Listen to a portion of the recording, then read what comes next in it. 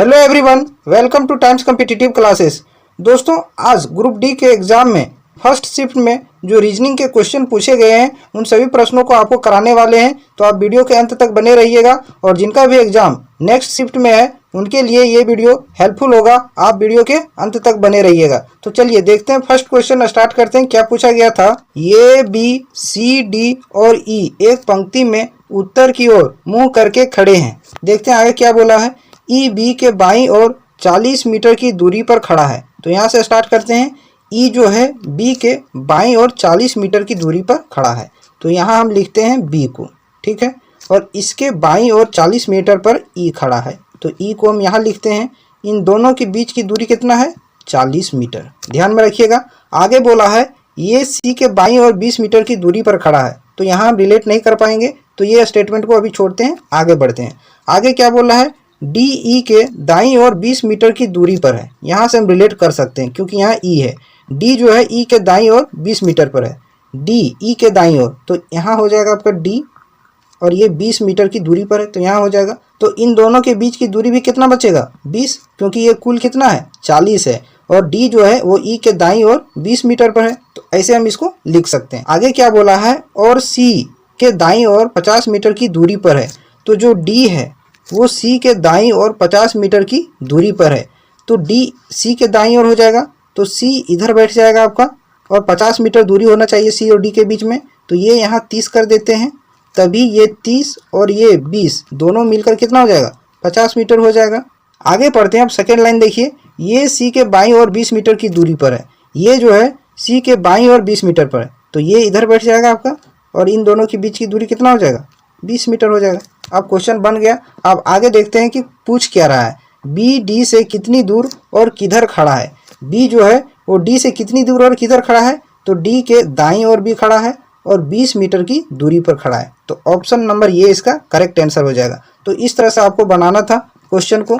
अब आते हैं अगले सवाल पर और नेक्स्ट क्वेश्चन देखते हैं क्या पूछा गया था। तो ये सवाल है, देखिए इसको। तो बोल रहा है विकल्पों में संबंधित शब्द को चुनिए। तो देखिए पहला क्या लिखा हुआ है? पूर्वानुमान करना, और इससे संबंधित शब्द दिया हुआ है आपका भविष्य। तो पूर्वानुमान करना मीन्स क्या? भविष्य के बारे में बताना। आगे लिखा हुआ खेद व्यक्त करना, तो इससे संबंधित शब्द क्या हो सकता है? खेद व्यक्त करना मीन्स दुख प्रकट करना। तो जो मेरे साथ घटित हो चुका है, यानी पीछे के बारे में बता रहे हैं, तो विगत हो जाएगा। प्रीवियस के बारे में बात करेंगे तो यहाँ आपका आ जाएगा विगत शब्द। ध्यान में रखिएगा। तो इसका करेक्ट आंसर ऑप्शन नंबर 4 हो जाएगा। अगले सवाल पर आते हैं। नेक्स्ट क्वेश्चन को देखते हैं क्या पूछा गया था। वीडियो अगर यदि अच्छा लग रहा हो तो चैनल को जरूर सब्सक्राइब कीजिएगा और लाइक कीजिएगा। देखिए क्या लिखा हुआ है। गोट को KSEX लिखा जाता है, तो ऑल्फ को क्या लिखा जाएगा? तो जब भी इस तरह से क्वेश्चन आए कोडिंग डिकोडिंग से, तो सबसे पहले इस लेटर का आप नंबर वैल्यू लिख लीजिए। जी कितना नंबर पर आता है? तो जी 7 नंबर पर, तो 7 यहाँ लिख लीजिए। वो कितना पर आता है? वो 15 पर, तो 15 यहाँ लिख लीजिए। ये आता है 1 नंबर पर, तो 1 लिख लिए। और टी आता है आपका 20 नंबर पर, 20 नंबर पर, तो यहाँ लिख लिए। उसको क्या लिखा है? KSEX। तो के कितना नंबर पर आता है? 11, तो इसके नीचे 11 लिख लिए। एस आता है आपका 19 नंबर पर, तो यहाँ 19 लिख लिए। ई आता है आपका 5 नंबर पर, तो 5 यहाँ लिख लिए। एक्स आता है आपका 24 नंबर पर, 24। अब इसमें रिलेशन निकालने का कोशिश कीजिए। देखिए 7 से 11 हो रहा है, यानी कि +4 हो रहा है। 15 से 19 हो रहा है, यहाँ भी +4 हो रहा है। आगे 1 से 5 हो रहा है, यहाँ भी +4 हो रहा है। और 20 से 24 हो रहा है, यहाँ भी +4 हो रहा है। तो यहाँ से रिलेशन निकल गया। तो इस तरह से आप जल्दी रिलेशन को फाइंड कर सकते हैं। तो ऑल्फ को कैसे लिखा जाएगा? तो डब्लू कितना नंबर पर आता है? 23 नंबर पर। और वो कितना नंबर पर? 15 नंबर पर। एल आपका आता है 12 नंबर पर। और एफ आपका आता है 6 नंबर पर। अब इसमें 4 ऐड करते जाइए, तो 24 और 4 कितना हो जाएगा? 27। 27 पर कौन सा लेटर आएगा? तो 26 तक ही होता है लेटर अल्फ़ाबेट में, तो 27 आने की एक आगे बढ़ेंगे तो ये आ जाएगा आपका, तो ये यहाँ हो जाएगा। समझ रहे हैं? फिर 15 में 4 जोड़ेंगे तो 19 हो जाएगा। और 19 पर कौन सा लेटर आता है? एस आता है, तो एस आ जाएगा। 12 में 4 जोड़ेंगे तो कितना आ जाएगा? 16। और 16 नंबर पर कौन सा लेटर आता है? पी आता है, तो पी यहाँ हो जाएगा। और 6 में 4 जोड़ेंगे तो कितना हो जाएगा? 10। और 10 नंबर पर आता है आपका जे। तो देख लीजिए अब ये एस पी जे ऑप्शन नंबर 3 इसका करेक्ट आंसर हो जाएगा। अब आते हैं अगले सवाल पर और नेक्स्ट क्वेश्चन देखते हैं क्या पूछा गया था। ये देखिए स्टेटमेंट वाला सवाल है, इसको ध्यान से पढ़िए। कथन में क्या दे रखा है? ऊर्जा के नवीकरणीय स्रोत का उपयोग दुनिया में ऊर्जा के संकट को समाप्त कर देगा। ये आपका स्टेटमेंट बोला है, तो ये बोला है तो आपको एजम्पशन करना है, सोचना है कि ये क्यों बोला है कि ऊर्जा के नवीकरणीय स्रोत का उपयोग दुनिया में ऊर्जा के संकट को समाप्त कर देगा। इसका मतलब ये है कि दुनिया में ऊर्जा का संकट है, इसीलिए ये बोला है कि नवीकरणीय ऊर्जा के स्रोत का अगर यदि हम उपयोग करते हैं तो ऊर्जा का संकट समाप्त हो जाएगा। अब आते हैं निष्कर्ष पर, देखते हैं क्या बोला है। दुनिया में ऊर्जा का संकट नहीं है, तो ये स्टेटमेंट आपका हो जाएगा फॉल्स। क्यों फॉल्स हो जाएगा? क्योंकि बोला है अगर यदि हम नवीकरणीय ऊर्जा का प्रयोग करते हैं तो ऊर्जा का संकट समाप्त हो जाएगा, और यहाँ बोल रहा है कि दुनिया में ऊर्जा का संकट नहीं है। ऊर्जा का संकट है तभी तो ये स्टेटमेंट बोल रहा है, तो ये पहला आपका हो गया फॉल्स। दूसरा देखते हैं क्या बोला है। दुनिया को ऊर्जा के नवीकरणीय स्रोतों की आवश्यकता नहीं है, ये भी स्टेटमेंट आपका हो जाएगा फॉल्स। दुनिया को नवीकरणीय ऊर्जा के स्रोतों की आवश्यकता है तभी ये स्टेटमेंट कहा जा रहा है, तो दोनों हो गया आपका फॉल्स। ऑप्शन नंबर 4 इसका सही आंसर हो जाएगा, ना तो 1 और ना ही 2 अनुसरण करता है। अब आते हैं अगले सवाल पर, और नेक्स्ट सवाल देखते हैं क्या पूछा गया है। इसमें रिलेशन क्या है, B7 है, E9 है, H12 है और K16 है। तो देखते हैं, B7 यहाँ लिखते हैं, लिख लिए। आगे है E9 लिखें, फिर है H12 लिखें, फिर है आपका K16, तो K16 लिख लिए। सबसे पहले नंबर में हम रिलेशन निकालते हैं। 7 से हो गया आपका 9, कितना ऐड किया है 2। 9 से हो गया आपका 12, कितना ऐड किया है 3।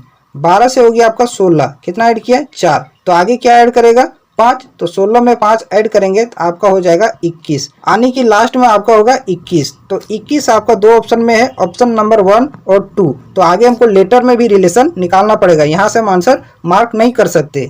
तो B से हो रहा है E, कितना ऐड हो रहा है, B आता है दूसरे स्थान पर और E आता है 5वें स्थान पर, तो 3 ऐड कर रहा है। फिर E से हो गया आपका H, और H आता है 8वें स्थान पर, तो यहाँ भी +3 हो रहा है। और H से हो गया आपका K होता है 11 नंबर पर, तो यहाँ भी 3 ऐड कर रहा है। मीन्स लेटर में कितना ऐड कर रहा है 3, तो K के बाद 3 ऐड करेंगे तो 15 हो जाएगा। अब 15 नंबर पर कौन आता है आपका वो, तो वो यहाँ हो जाएगा वो 21, इसका सही आंसर होगा ऑप्शन नंबर A। समझ में आया कि कैसे किए सो। अब आते हैं अगले सवाल पर, और नेक्स्ट क्वेश्चन देखते हैं क्या पूछा गया था। ये सवाल है, इसको सॉल्व कीजिए। देखिए क्या बोला है, सभी लैंप हुक हैं, तो सभी लैंप हुक हैं, तो लैंप को L लिखिए और हुक को H लिखिए। समय बचाने के लिए केवल आप इतना ही लिखिए, आपका काम बन जाएगा। आगे क्या बोला है, कोई हुक रंगीन नहीं है, तो कोई हुक रंगीन नहीं है, तो हुक का रंगीन से कोई रिलेशन नहीं है, कोई हुक रंगीन नहीं है। अब आते हैं निष्कर्ष देखते हैं क्या बोला है। कुछ लैंप रंगीन है, ये पूछा है, तो कुछ लैंप यहाँ है और रंगीन यहाँ है, तो ये स्टेटमेंट आपका हो गया फॉल्स। क्यों हो गया, क्योंकि लैंप जो है वो हुक के अंदर है, पूरा लैंप हुक के अंदर है और हुक से कोई रिलेशन रंगीन का नहीं है, इसलिए पहला स्टेटमेंट हो गया आपका रॉन्ग। दूसरा क्या बोला है, कोई हुक रंगीन नहीं है, तो ये सही है, कोई हुक जो है वो रंगीन नहीं है, हुक का रंगीन से कोई रिलेशन नहीं है, तो दूसरा स्टेटमेंट आपका सही हो जाता है, ऑप्शन नंबर 2 इसका करेक्ट हो जाएगा। अब आते हैं अगले सवाल पर, और नेक्स्ट क्वेश्चन देखते हैं क्या पूछा गया था। एक ये सवाल है, देखिए जापान को डाइट लिखा है, तो इजराइल को क्या लिखेंगे।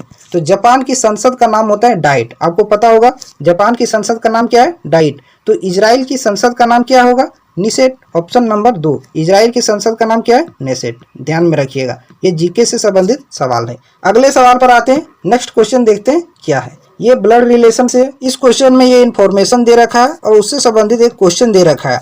तो देखिए क्या बोल रहा है, P इंटू क्यू, इंटू का मतलब यहाँ से खोजिए क्या है, ये इंटू बी का अर्थ है ये बी का पुत्र है, तो वही रिलेशन यहाँ आपको लगाना है। P क्यू का पुत्र है, P जो है वो Q का क्या हो जाएगा पुत्र हो जाएगा, तो P यहाँ हो जाएगा नीचे, ये पुत्र को प्लस से डिनोट करते हैं।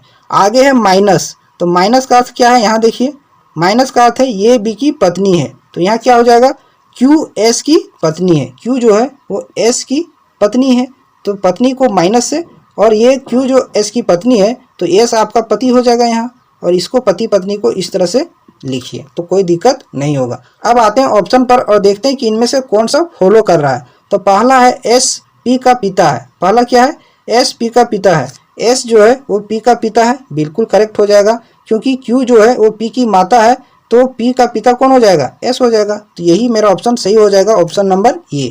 तो ये थे सभी प्रश्न जो रीजनिंग के पूछे गए थे।